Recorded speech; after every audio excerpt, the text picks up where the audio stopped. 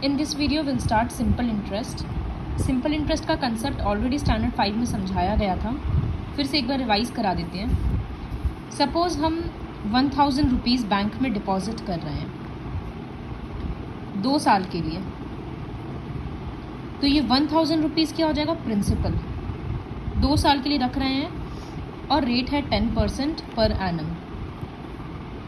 तो जिस बैंक में रखेंगे वो हमको कुछ रुपया इंटरेस्ट के फॉर्म में देगा। इंटरेस्ट मतलब वो हमको एक्स्ट्रा मनी वापस करेगा, क्योंकि हम उसके बैंक में रुपया रख रहे हैं। तो वो कितना रुपया हमको एक्स्ट्रा देगा, उसका फॉर्मूला है P into R into T by 100। तो प्रिंसिपल क्या है, 1000। टाइम प्रिंसिपल मतलब कितना रुपया डिपॉजिट है या कितना रुपया बोरो किए, लोन लिए, वो रुपया प्रिंसिपल होता है। रेट ये रहा, परसेंट नहीं लगाएंगे यहाँ पर, और टाइम कितने साल के लिए रखे थे, 2 साल के लिए, बाई 100। 2 0 कट गया, तो अब क्या बचा, 2 इंटू 10 20, 20 इंटू 10 200। तो इसका मतलब 2 साल के बाद जब हम रुपया निकालेंगे तो हमको कितना रुपया मिलेगा, जो 1000 रुपया हम डाले थे वो तो मिलेगा ही, साथ में ये इंटरेस्ट एक्स्ट्रा मिलेगा।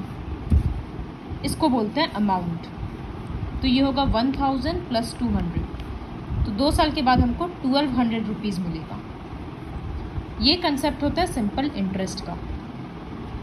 तो इसमें ध्यान क्या रखना है कि टाइम हमेशा ईयर्स में होना चाहिए।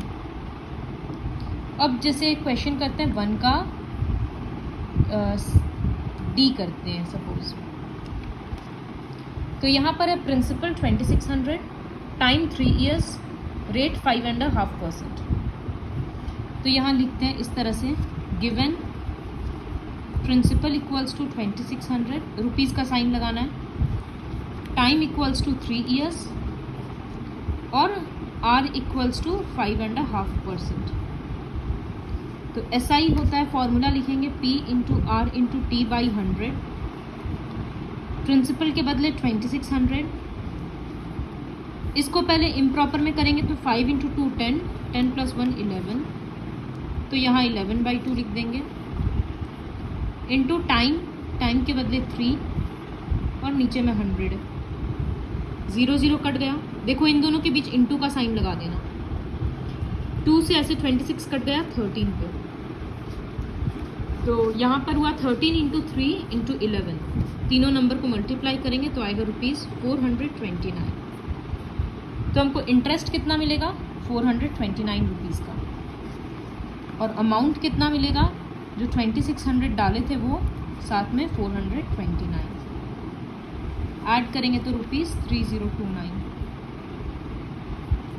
इतना सिंपल कंसेप्ट होता है। तो इसी तरह से ये चारों करना है, कॉपी में इस तरह से करके दिखाना है, खाली फिल इन द ब्लैंक्स के जैसे आंसर नहीं लिखना है। Next, coming to question number 2। Hari borrowed 450 from his friend at 6% per annum. हरी 450 बोरो किया, तो इसका मतलब प्रिंसिपल बन जाएगा 450 का, और 6% per annum rate of interest है। ही रिटर्न आफ्टर 8 मंथ्स, तो वो कितना रुपया पे करेगा। तो प्रिंसिपल होगा यहाँ पर रुपीज़ 450,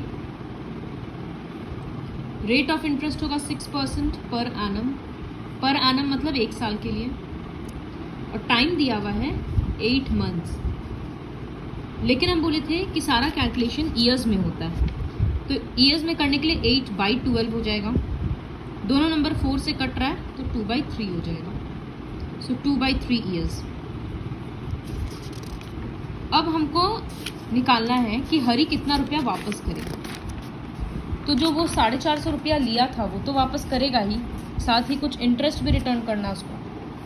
तो यहाँ लिखेंगे SI equals to P into R into T by 100।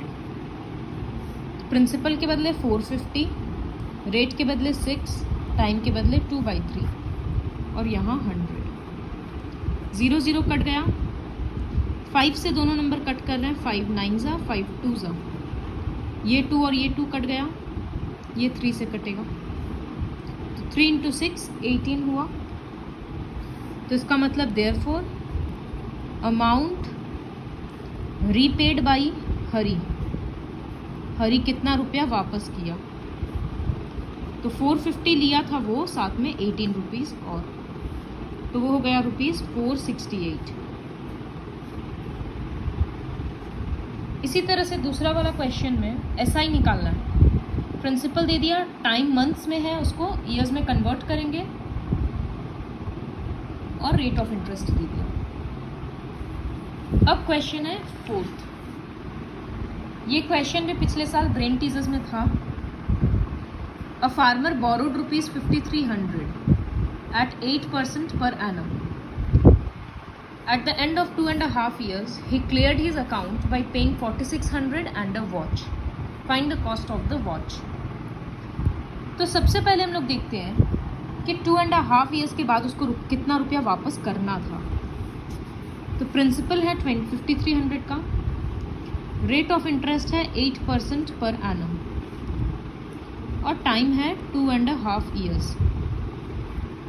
इसको कन्वर्ट करेंगे तो 2 × 2 4, 4 + 1 5/2 years।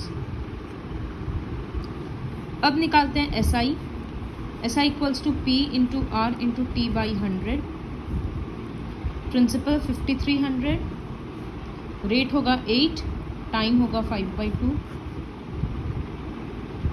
00 कट गया, 2 को इससे 4 से कट कर दिए, तो यहाँ हुआ 53 × 4 × 5, जो आंसर आ रहा है 1060।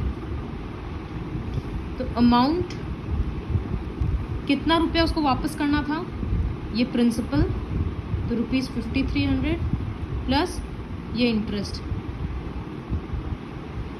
ऐड करने से हो रहा है रुपीज़ 6360। लेकिन वो कितना रुपया वापस किया, 4600, और साथ में एक घड़ी दे दिया। Money repaid equals to rupees 4600। Therefore इसका मतलब जो बचा हुआ दाम था वो घड़ी का था, तो cost of watch equals to 6360 minus 4600, ये आ रहा है 1760। फिर नेक्स्ट क्वेश्चन है, हरीश बोरो किया 2500 at 3% पर एनम और 1000 रुपीज़ किया 5% पर एनम इंटरेस्ट। अब 2 साल के बाद वो कितना रुपया इंटरेस्ट देगा। तो वो 2 जगह से बोरो किया है अलग अलग इंटरेस्ट पे, तो दोनों का ये निकालते हैं, अलग अलग रेट पे किया ना वो, तो बीच में लाइन टान देंगे। एक बार के लिए प्रिंसिपल है रुपीज़ 2500, तो रेट है 3% पर एनम और टाइम कितना, 2 years। तो एक बार यहाँ से एसआई निकालेंगे और एक बार वो क्या बोरो किया, रुपीज़ 1000, उस बार का रेट है 5% और टाइम है अभी भी 2 years। तो फिर से एसआई निकालेंगे। अब क्वेश्चन है कि वो 2 साल के बाद कितना इंटरेस्ट के तौर पे रुपया देगा। तो ये दोनों इंटरेस्ट तो हरीश ही देगा ना, दोनों को ऐड कर देंगे। Question number 6, Rohan deposited 5000। यहाँ रोहन और सुनील अलग अलग तरीक़ा से रुपया इन्वेस्ट किया, तो ये कॉलम रखते हैं रोहन का और ये कॉलम रखते हैं सुनील का। तो रोहन के लिए प्रिंसिपल है रुपीज़ 5000, रेट है 8% और टाइम है 3.5 years, इसका मतलब 7/2 years। और सुनील के लिए है प्रिंसिपल 5000, रेट है 6% और टाइम है 4 years। बोला है किसको ज़्यादा इंटरेस्ट मिलेगा, तो यहाँ भी ऐसा ही निकालेंगे, P × R × T/100, और यहाँ भी ऐसा ही निकालेंगे, P × R × T/100। सब जब काट के आंसर आ जाएगा तो उसके बाद हम लोग कंपेयर करके देख लेंगे कि किसका इंटरेस्ट ज़्यादा है, यहाँ पर या यहाँ पर, और दोनों तरफ अमाउंट भी निकालेंगे, P + SI, P + SI, क्योंकि अगला क्वेश्चन है कि कौन कितना अमाउंट दे रहा है। तो बहुत सिंपल वर्कशीट है. With the help of this video you have to complete this.